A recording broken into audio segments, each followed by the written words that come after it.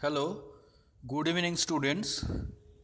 Myself Arnab Ganguly, Assistant Professor of Electrical Engineering Department in Gargi Memorial Institute of Technology College. Today I am going to take the class of Power Electronics. Our topic is AC Voltage Controller. Now in our last class we have discussed about the single phase to single phase step down cycloconverters, their applications, the waveforms, the principles, how it is works, already we have discussed. So today our topic is a AC voltage controller. Now what is AC voltage controller? By the definition, this is a thyristor based device which convert a fixed AC voltage to the variable AC voltage without change in frequency. That means no frequency will be changed here. The input voltage, input AC voltage will be converted to the output voltage as a variable form. That means we can change the output voltage from the input voltage as per our desired outputs. So the output voltage will be variable AC voltage where there will be no change in frequency. Now why we have done this? There is some basic applications of AC voltage controller. Number one, that is a domestic and industrial heating purpose where that is used. Number two, a lighting control circuit where a variable output voltage can required, a speed control of single phase and three phase AC drives, etc. in the other areas where the AC voltage controllers are used. Also we can say another example of tap changing transformer. There the output voltage obviously in a variable form and where the frequency is not changed. So why we have used this thyristor and triac based AC voltage controller? Actually nowadays the AC voltage controllers all are thyristor and triac based. So why we are considering about this thyristor and triac based controller? Actually for its high efficiency and the flexibility and obviously the compact size and less maintenance, because the compact size is a very much important factor, because if the size is much more then the circuit, the device, the total will be very much bulky and that is problematic to handle. So that is compact size and less maintenance, that is a very much important factor which we are considering as an advantage of any device. Now the another point is that when we are considering about the phase control device and thyristors, here actually when we are going to discuss about the circuits in the later part, then we can see that we are here use the phase control device thyristors and they are line commutated. So for that reason we don't have to use a much more complex commutation circuit. So that is another advantage. But there is also a disadvantage of AC voltage controller, that is the introduction of harmonics in the supply current and load voltage waveform when we are particularly consider the reduced output voltage level. Actually in our definition already we see that the AC voltage controller used to convert a fixed voltage to a variable voltage. When we are considering about a variable voltage output, that means it may be a reduced output voltage or it may be an increased output voltage level. So when we are particularly considered about the reduced output voltage level, then there is a problems of harmonics basically when we are considering about the AC voltage controller used. Now we are going to consider the AC voltage controller circuits. Firstly we are considering about the phase control devices. Now this is a single phase half wave controller circuit. So when we are considering about a half wave, we know that in the half wave circuit there is obviously a thyristor and with the anti-parallel connections there will be a diode. Now if this is a circuit, that means a thyristor and a diode is connected in anti-parallel connections and a sinusoidal voltage is applied, then what happens? See See, this is the envelopes of the supply voltage waveform. Now we know that to activate the thyristor, we have to trigger it at a particular firing angle. Suppose we are considering here the firing angle alpha. That means until the thyristor is going to be in triggering mode, then we cannot get the output voltage across the load. So suppose after a alpha firing angle, we are going to get the triggering state of thyristor T1. So when that is in triggering state, that means this voltage, this supply voltage is applied here. The load is a resistive load, and obviously current is flowing through the resistance. Now what happens? See, after this alpha, we can get the output voltage waveform. Now this output voltage waveform is, we are getting up to pi. This is the pi point. Now after pi point, what happens? Now the diode will be in conducting state. So when the diode will be in conducting state, then what happens? See, so this will be the output voltage waveform up to 2 pi region, and then after 2 pi again the thyristor T1 will be going to in conducting state. So when T1 will going to conducting state, then again there is a firing angle conceptions. So as there is a firing angle conception, that means there is a delay, and after some times this alpha firing angle triggered the thyristor T1. So again we are going to get the output voltage. That means this is the output voltage waveform if we are considering. Now this is also the alpha firing angle. So that is the point here. Up to this point the T1 is conducting mode, and here the diode D is conducting mode. Then after again the firing angle alpha, the T1 again will going to in conducting mode. So as per that, if you are considering about the load current waveform, so load current waveform also will be similar. So what happens? See, after until unless the thyristor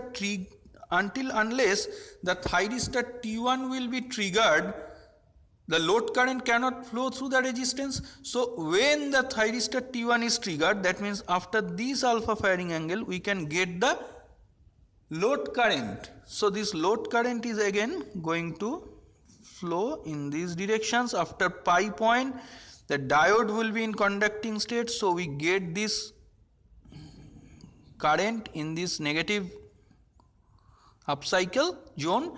Then after the 2 pi point, again there will be a discontinuity, and until unless the T1 thyristor again turned on, there will be no current. So then we are getting the current. So here you can see that is the profile of the output voltage and output current waveform for the single phase half wave controller circuit. Now this is very much obvious that, see, the positive half cycle and the negative half cycle, for both the voltage and current waveform, the positive half cycle and the negative half cycle is not identical. See, here the positive half cycle there is some firing angle delay, but the negative half cycle we get the full amount of voltage. So that is also obvious for the current, because this current is dependent on the triggering of the thyristor circuit. So as this is not identical for both the positive half cycle and negative half cycle, so there will be a problem occurs. Actually what happens, as a result, a DC component is going to introduce in the supply and load currents. So as it is not identical in the positive half and in the negative half, the positive half waveform and negative half waveform is not identical. So the problem is that a DC component is going to introduced in the supply and load currents, which is very much undesirable. So for this particular reason, we are going to considering about the full wave controller circuit. No, now we are considering about single phase full wave controller. See, that is the single phase full wave controller. Here again the same circuit, but the difference between half wave and full wave is that here two thyristor is connected in anti-parallel instead of a thyristor and a diode. So there the two thyristor connected in anti-parallel, and what happens, both the thyristor there has to be an getting signal of firing angle to do the triggering of those two thyristors. Now if we are considering about the waveform, what happens in the positive half cycle, firstly the T1 thyristor is going to be in triggering mode. So if T1 thyristor is going to be in triggering mode after the alpha firing angle, then what will be the waveform of output voltage? See, that is the output voltage waveform we are getting up to pi. That is the delay, that is the alpha firing angle. After that the T1 thyristor is triggered. So now we are getting the output voltage. Now after the pi point, again what happens, that T1 is going to be in commutated mode and now T2 is going to be in conducting mode. So but to do the conductions of T2, there obviously requirement of an getting signal or some triggering at some particular firing angle. So what happens, for this reason there is some delay. Now after that the T2 thyristor is going to be in conducting mode and we are getting the voltage waveform like that up to 2 pi. After 2 pi zone, again the cycle repeats, there is a alpha firing angle triggering and T1 will be in conducting mode. So this is the nature of the waveform, where we see that the input voltage, the positive half cycle and the negative half cycle of the voltage output voltage waveform is identical. See here the nature and here this nature, these are identical, as we are using the full wave controller. Now based on that, if we are considering about the output current waveform, what happens, see, as per the triggering of the thyristor, we are getting the output current. So this is the current, output current, that is flowing because of the triggering of thyristor T1, and then after pi there will be some delay after the T2 thyristor is going to triggered, and this is up to 2 pi, then again some delay of firing angle, then T1 is again going to be in conducting mode. So this is the output current and output voltage waveform if we are considering the full wave controller. So as here this is very much convenient that the positive half cycle and the negative half cycle is identical. So now that is a very much advantageous things, and that these problem actually the positive half cycle and negative half cycle is not identical. We already seen in the half wave controller circuit, but that problem we can overcome by using the full wave controller, and for this reason this full wave controller is more suited in the practical scenario. Now we are getting the waveforms. Now this is the envelopes of supply. See, now up to now we are considering about the phase control device, where the phase relationship between the voltage and current, that is actually applicable, that can be varied, that can be changed by changing the triggering, by changing the firing angle. So by changing the firing angle, by controlling the triggering of this thyristor, we can control the phase relationship between voltage and current. So these are called as phase control device. Now when we are considering about some industrial applications where the mechanical time constant or the thermal time constant is of the order of several seconds. See, where the mechanical time constant use the mechanical time constant for the speed control device and the thermal time constant for the most of the heating loads, that is quite high. So as this is quite high, for such applications there is almost no variation in speed or temperature will be noticed if we are doing the use of integral cycle control. So what is integral cycle control? That means this is very much obvious that this is used for the industrial applications for various mechanical time constant or thermal time constant applications. That means the applications of speed control drives and the heating loads, where if we are using the integral cycle control, then that is performed very much better. So what is integral cycle control? That is switching on the supply to load for an integral number of cycles and switching off the supply for further number of integral cycles. That means up to now, when we are considering about the phase control device, here we see that controlling the firing angle, controlling the triggering, we can get the output voltage, we can regulate the output voltage and current. Now we are going to regulate the output powers by doing an integral control. That means we are going to supply the load for some cycles and then disconnected the load for another some cycles. So by that reason, by that applications, we can doing the integral cycle control. So what happens? See, again we are considering these circuits. So these circuits, this is the T1, T2 thyristor connected in anti-parallel, and that is the resistive load connected. Now if we are considering that the gate pulse for the T1 thyristor is Ig1 and the gate pulse for the T2 thyristor, that is Ig2, and these thyristors are triggered at the zero crossing of the supply voltage. So what happens? This thyristor will be triggered at the zero crossing of the supply voltage. Now see the supply voltage waveform, as this is a sinusoidal wave. So this is a Vm sin omega t, that is a sinusoidal waveform.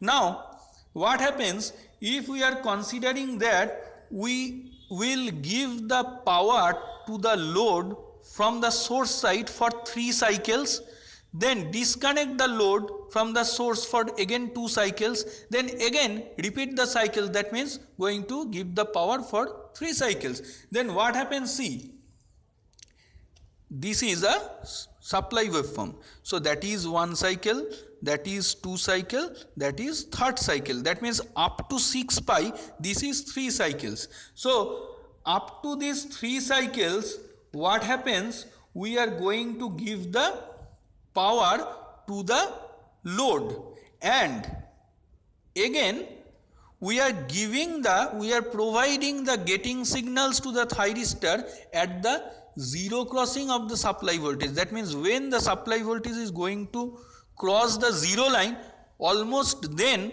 the thyristor will be triggered. That means there is no delay. So what happens? See, for the first positive half cycle, that means for these up to pi, the T1 thyristor will be in conducting mode. That means this Ig1,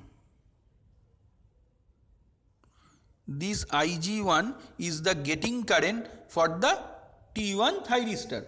Now after pi, T1 will be commutated and T2 will be conducting mode. That means this is the Ig2 waveform. Now after 2 pi, that is the getting current Ig1 for the thyristor T1. After 3 pi, what happens? The thyristor T1 again going to be in commutated mode and T2 in conducting mode. That means we will get the Ig2 getting current.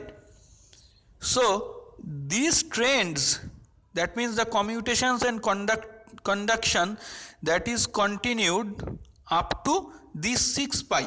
That means we are covering 3 full cycles of the supply voltage waveform.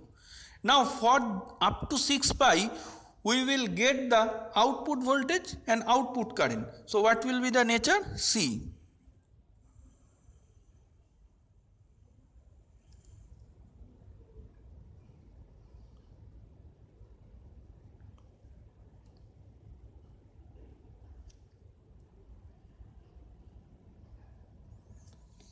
We are getting the output voltage and output current waveform up to 6 pi, because this is like the supply voltage, as we already say that this getting signal going to trigger the thyristor at the zero crossing of the supply voltage. So this is obviously identical with the supply voltage waveform.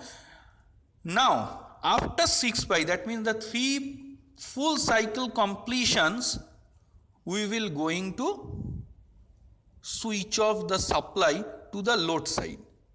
So we are going to switch off the supply for the load side for the next 2 cycles. So for the next 2 cycles means 6 pi to 7 pi, 6 pi to 8 pi and 8 pi to 10 pi. That means up to 10 pi there is no supply from source to load. That means 6 pi to 10 pi there will be a no voltage through the load, because we will disconnect, we will switch off the supply from source side to load side. Now after the 10 pi zone, again we will start the power giving to the load side from source side. Then what happens? Again at 10 pi the T1 thyristor will conduct, so that is Ig1. After 11 pi T2 will be in conducting mode. After 12 pi again T1 will be conducting mode. After 13 pi T2.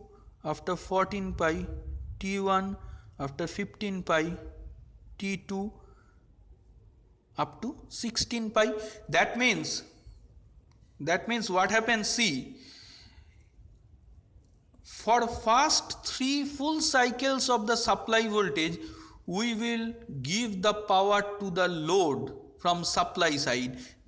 That means up to 6 pi we get the output voltage and current waveform. Now 6 pi to 10 pi, that means for the next 2 full cycles for the voltage source, supply voltage, we don't give the power to the load side, as we are going to switch off the power. So there is no output current or output voltage waveform. Now after 10 pi again we are going to switch on the supply from source side to load side. So what happens? From here we again get the output voltage and output current waveform. So this. Now that means what happens? Here we are switching on the supply to the load for an integral number of cycles here, that is 3 cycles, and switching off the supply for further number of integral cycles, that is 2 cycles. That means we are considering, suppose up to n number of cycles we are giving the power to the load, then up to m number of cycles we don't give the power to the load, then again the cycle repeats. So by this we can control the output power to the load, because when we are considering the power we have to consider the average voltage current values. So by this, up to this, that is the on, then the off state, then again the on state. That means we can give it a name that is on off control. We can give it a name that is on off control. Now